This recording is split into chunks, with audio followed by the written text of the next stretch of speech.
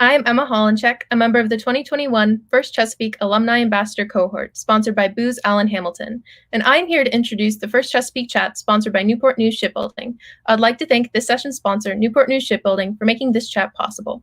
Just some housekeeping. We'll let the speakers present and then open up for discussion questions later on if there's time, but feel free to put questions in the comments throughout the chat and we'll try to get to them all. The session today is Cool Jobs, Keith Heyde, Operations and Launch Lead for Wing, a drone delivery company from Google X.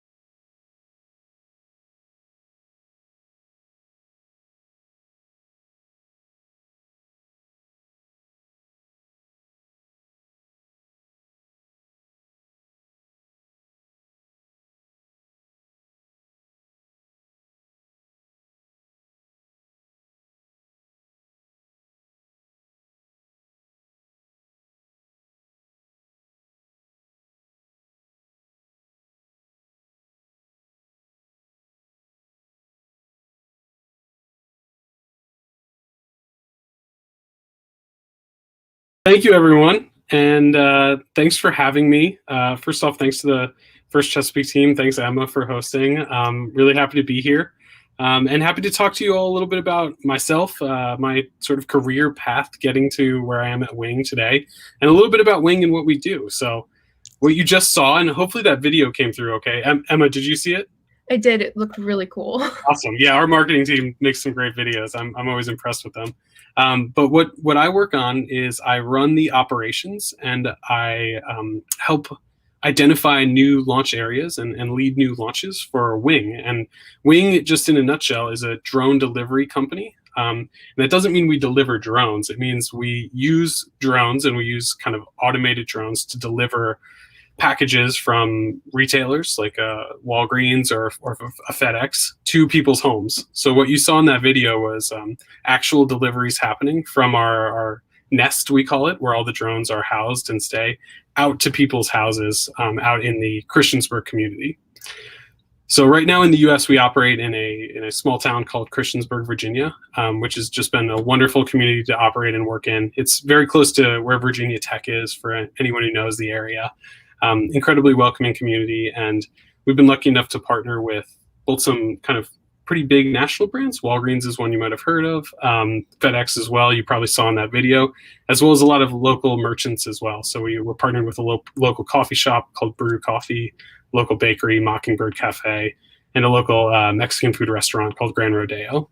And so my job there is I make sure that the site is running properly. I make sure that the interactions we have with our business partners are all going well. And I look to kind of just steer the general ship to make sure our drone delivery service can serve as many customers as possible and make sure we're getting the things people want to them by drone. So yeah, that's a little bit about me and about Wing. Emma, how should we do this? Should we do a little further background? How do we usually handle these? I mean, I'd love to hear more about your background and how you got interested in joining Wing. Yeah, sure, happy to. Well, just to be candid, my path to Wing was definitely not single tracked. I certainly went a serpentine route to get here. I'll be honest, when I was in high school and younger, I thought I wanted to be a senator for a while. So I was very into government and history. In fact, even when I started college, I was really focused on being a history professor. So needless to say, my path into robotics and engineering was kind of a winding one. Kind of early in undergrad, I shifted from history to focusing more on math and physics. I'd always enjoyed math. I'd always enjoyed physics, and kind of at one point I was like, this is more than just something I enjoy. It's something that I kind of feel a calling towards. Eventually, I kind of shifted again and wanted to focus a little bit more on kind of the applied sciences. So I shifted from a math and physics focus into a civil and environmental engineering focus. And my first job out of undergrad was actually as a environmental engineer for a small firm up in Portland, Maine. Was a wonderful place to work. I learned a ton. But after about a year there, I kind of decided that I wanted to continue my studies. Went back, did a master's in engineering mechanics. Engineering mechanics, for those who are unfamiliar with the term, is really focuses on the first principles and the science of what a lot of engineers do. So you think of like a mechanical engineer might design and optimize a pump, whereas engineering mechanics is more focused on the physics of the fluid dynamics around that pump and kind of the output from it.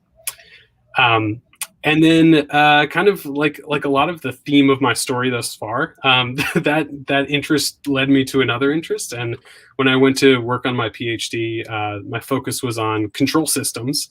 And in particular, I focused on control systems for biohybrid robotics.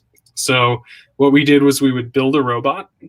That was kind of one piece of the study. But we would build a special kind of robot that could have a bioreactor on it that would house a container full of genetically engineered cells. And so what we would do, we would use synthetic biology to genetically engineer the cells to talk with the robot so that the decision architecture could be part organic and part inorganic. And the cells could inform the robot's behavior. And ideally, the robot could inform the cell's behavior as well. Now, I'll tell you all, working with robots is always super enjoyable, lots of fun. Things can get a little crazy when you work with in the wet lab. So it's sometimes the biology doesn't always do what you want it to do, the same way a robot might. After grad school, I joined a consulting firm briefly, and I worked for Boston Consulting Group for a couple of years as a consultant, pretty much focused on highly engineered goods and systems. So you could think airplanes, kind of advanced industrial manufacturing pieces of equipment, did some work in predictive maintenance, and then that eventually led me to Wing. Was fortunate enough to be contacted by Wing, who were looking to hire somebody to run the operations of their site, and I raised my hand, and I raised it fast, and I said, yeah, let's go do this. This sounds like a ton of fun. And it's been a great ride ever since. Awesome. Wow. Yeah. That's really exciting to hear. I always find it interesting when people have like a journey to STEM, sort of. So very interesting. Yeah. It certainly has been a journey, and I would, for anyone, I'm always excited when people find something they're passionate about early. But I can tell you from firsthand experience, I find new passions kind of every day, and every year it seems like I found something else new to be interested in, and I think that's part of the exciting part of life, is always having more opportunities to learn and grow in different directions. Yeah, definitely. Yeah. So I'm more than happy to talk. I guess do we want to turn this over to questions? I'm happy to talk more about the career path, what happened at different steps. I'm also, Emma, let me know how I can best help. I'm kind of curious to hear like what day-to-day looks like at Wing, because you say you do operations, but what exactly do you do day-to-day for operations? Yeah, sure. And we'll take the day-to-day of running the site as an example, because I think there's half of my job that's about running the site, and then there's another half of my job that's about launching new sites and launching kind of new places. So in some way, those are two different sides of the same coin. But in running the site, what often happens is we have a team that supervises the flight operations, and they come in first, and what they'll do is make sure all the drones are ready to go. They'll kind of do a quick inspection and then lay the drones out on their charging pads. And so our drones are 10. They're about 10 pounds. They're maybe kind of a meter-ish size, and they're made mostly out of foam to keep the weight down. So our flight ops team will lay them out on the charging pads. They'll get some of their initial charge, and then by around we open up service at around 9:30. So by around 9:15, some of the business team will come in and they'll prepare the merchants to be ready to go. And then, sure as clockwork, we get that first order at 9:30 every time to kick off the morning. So, we kind of have certain customers who are always ready to order. The cool thing is once an order is placed, so people can place their order on, an app just on your phone. Once the order is placed, it gets sent to us at our team.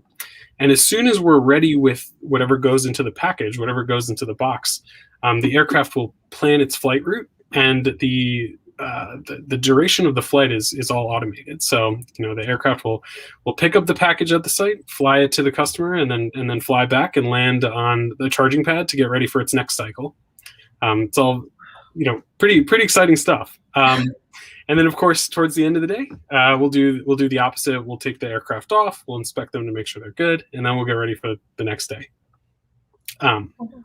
Yeah. So there's a lot of stuff behind the scenes there, which is, of course, where a lot of the nuance comes in. We have a bunch of different teams that allow us to do the work we do the way we do it. So there's a product team that has prepared kind of the app and the type of flight software that we interact with to make sure that the flight goes well and that we're ready to load whatever the merchant needs to package to be ready to go. There's also an engineering team we interact with on the day-to-day. So they make sure the flight is executed safely. They make sure the automation is working, and they're the ones who kind of build up the aircraft from the ground up, get it ready to go. And then there's, of course, marketing, policy team. There's many other teams that are all part of the wing organization to make sure that we're moving forward in the right direction. Awesome.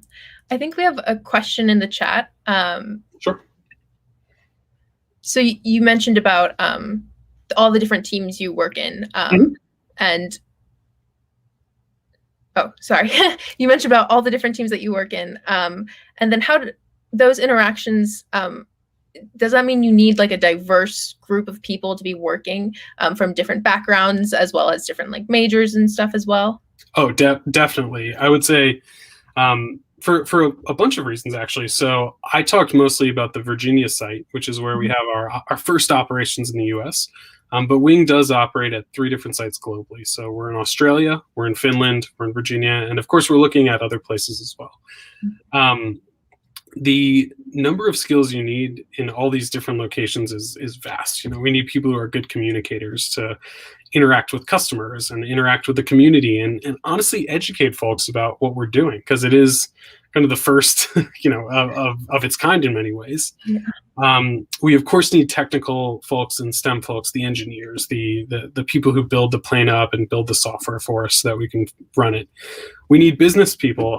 We need folks who can strike out deals with new partnerships and can do sort of quantitative modeling for us on what the business looks like in the future. That takes a lot of different shapes. It can be strategy, it can be partnerships. There's a lot of different flavors there. And of course, different backgrounds, incredibly important. We deal with so many different customers, and having kind of a diverse perspective on many different situations and even many different countries is key to our success. Awesome. Yeah. I think we have another question. So technology changes so quickly. That's true. Do you have any predictions for where your industry is headed in 4 years and 10 years? I know you mentioned that it's first of its kind, so I'm really interested in hearing your perspective. Yeah, I would say that there are a lot of really fascinating players in the space in general. I do think drone delivery is a rapidly growing sector, and there's definitely other players out there who are doing other kind of exciting work to maybe have longer range delivery or maybe have kind of larger payload delivery. I would hope that as we move forward, drone delivery will not become a novelty. It'll be something that's part of that last mile logistics fulfillment for kind of any company. So I would hope that if you order something on whatever website you might order stuff from, that there's an option there for it to come to your house by drone at sort of that last mile. Honestly, though, there's people far better at predicting the future than I am. So I would say that's sort of how I read the current state. What I can tell you from working inside companies such as this is that even kind of our technology is advancing at an exciting rate, and we're always exploring new use cases. It's kind of part of the fun of being in a firm like this. Awesome. I guess probably, I'm still curious, short term, do you know what the plans are for expanding to new locations? Because personally, I am super excited and would love to have a drone deliver some stuff to me here in Raleigh. So yeah, I'd say so. I do have a sense. Unfortunately, I think some of those things we have to keep internal, just to make sure. As you can imagine, going to any new community, it's pretty important we roll things out in the appropriate path. Mm-hmm. So sorry to give you a coy answer on that, Emma. Yeah. It's okay. It's okay. It's exciting stuff to see. So yeah. Let's see. This is kind of more of a odd, fun question, just out of curiosity. Yeah. What are the challenges that your drones face when they're being sent out for deliveries? I mean, there's so many things flying through the air. How do they calibrate for like birds and other things like that? It is a great question. Our drones navigate primarily through GPS. We also do have a visual observer who right now is looking at the airspace where we operate. So if there's any major kind of airspace intrusions, what we do is we'll make sure we're not operating during that time. So say, for instance, if a helicopter enters the airspace that we weren't expecting, we're not going to have our drones go up at that point. I think we're very lucky in terms of, or I shouldn't say lucky. The system's been designed well, and we haven't had any kind of issues to that nature, through our operating history. Awesome. Feasibility of moving passengers. Yeah.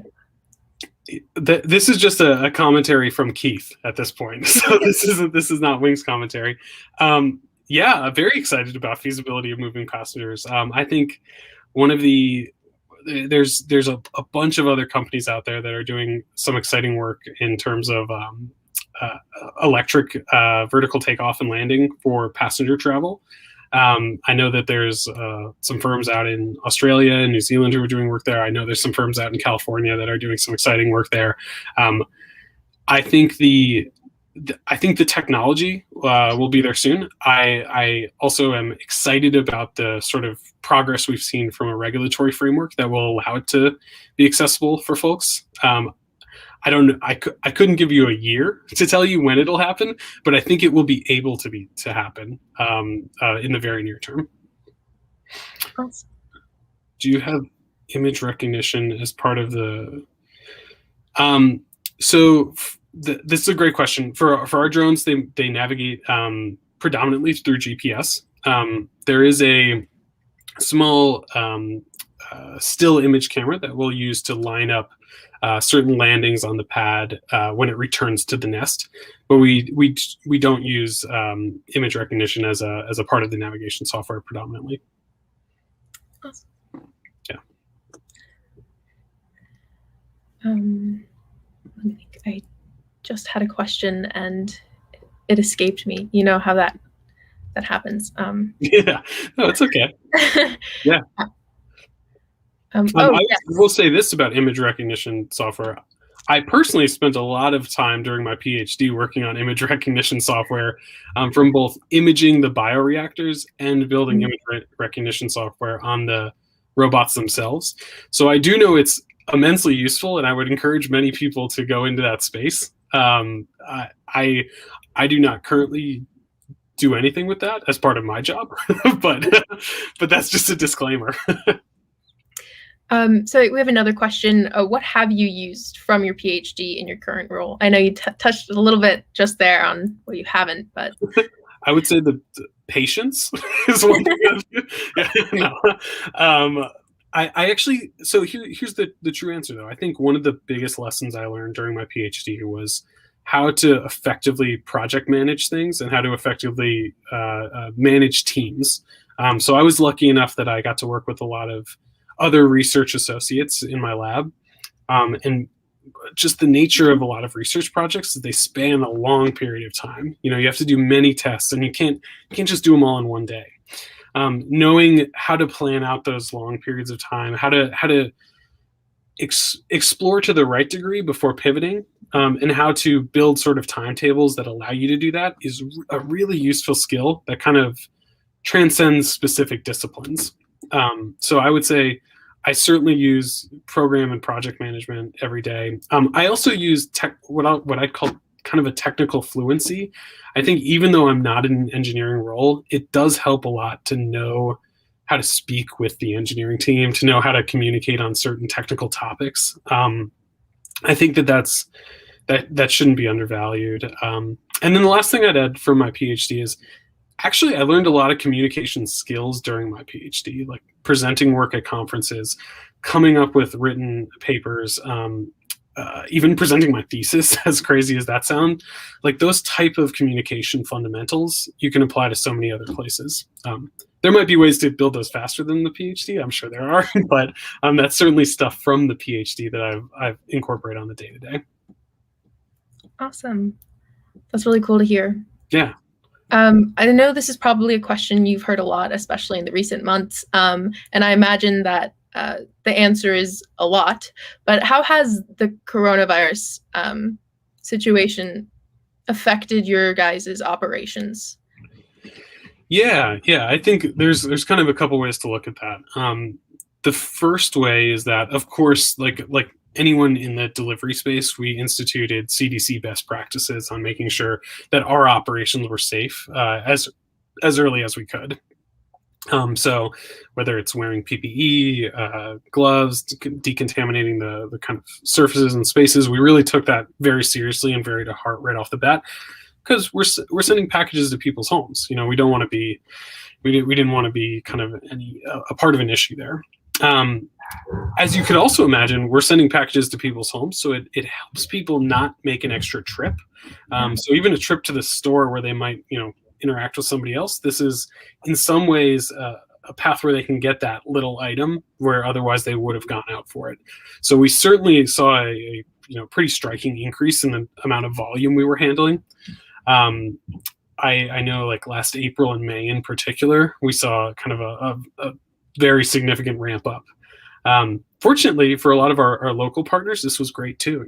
At one point there was a lot of restaurant restrictions where we were in Virginia, so local partners like Brew Coffee, who I mentioned was their coffee shop, and Gran Rodeo, which is a Mexican restaurant, were able to kind of get their product out there more, deliver it to more people through us, because we were open and delivering, and they weren't able to have people in store the same way that they used to be able to.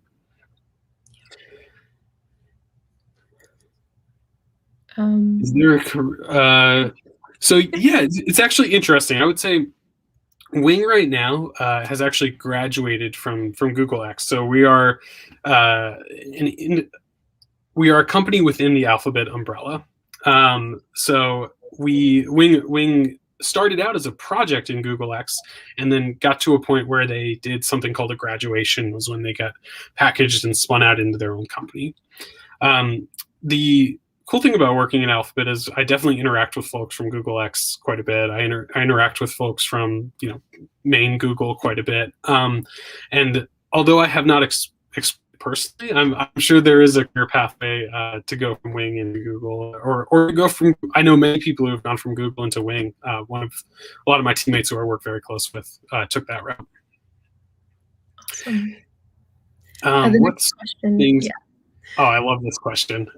So this question's a fun one because it varies quite a bit, and we've seen some pretty interesting things be delivered. So we deliver a lot of stuff. We deliver everything from library books for the local schools down there to kind of many things you could imagine from Walgreens. So that's a lot of different items. At one point, toilet paper was definitely a top seller. I don't know if folks remember last spring, but there used to be a toilet paper shortage for a while. So toilet paper was definitely something that a lot of people were ordering. Now I'd say big sellers.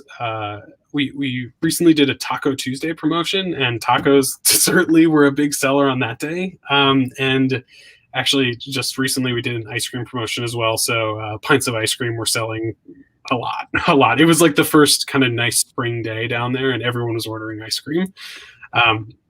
So I would say those two are pretty big items. We'll also sell. I'd say what's quite common as well is those. I mentioned this earlier. Those one-off items that people will just save a trip to the store for, like Band-Aids, like things like that. People just order that through us instead.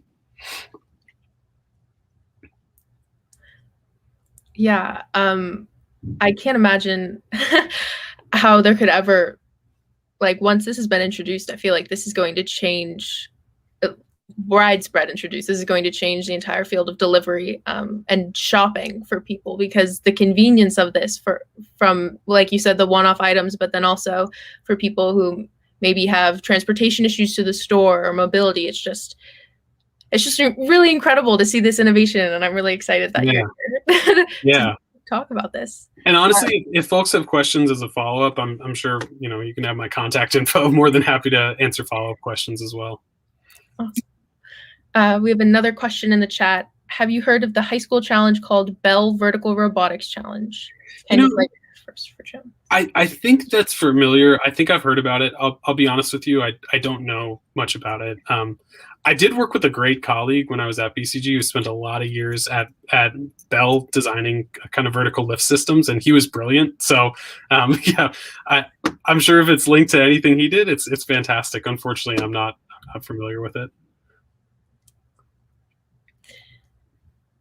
I'm kind of curious, going back to your journey to STEM from earlier. Sure.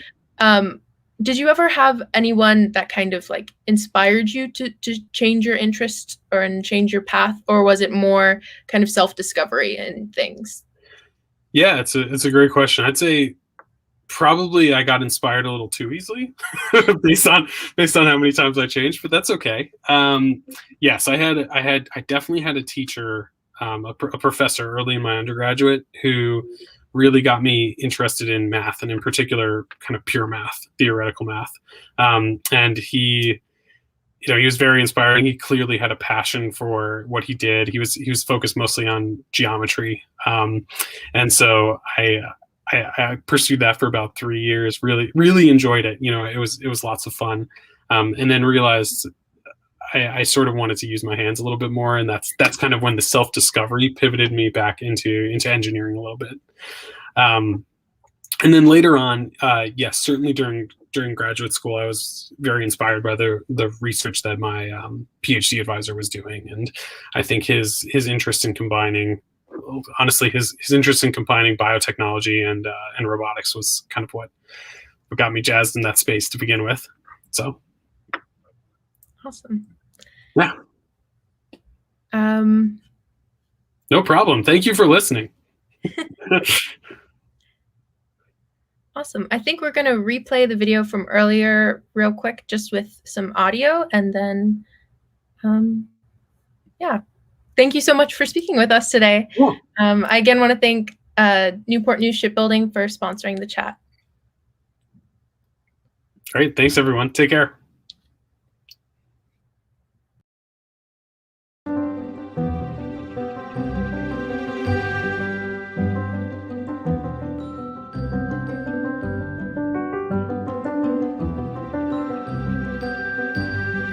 Thank you.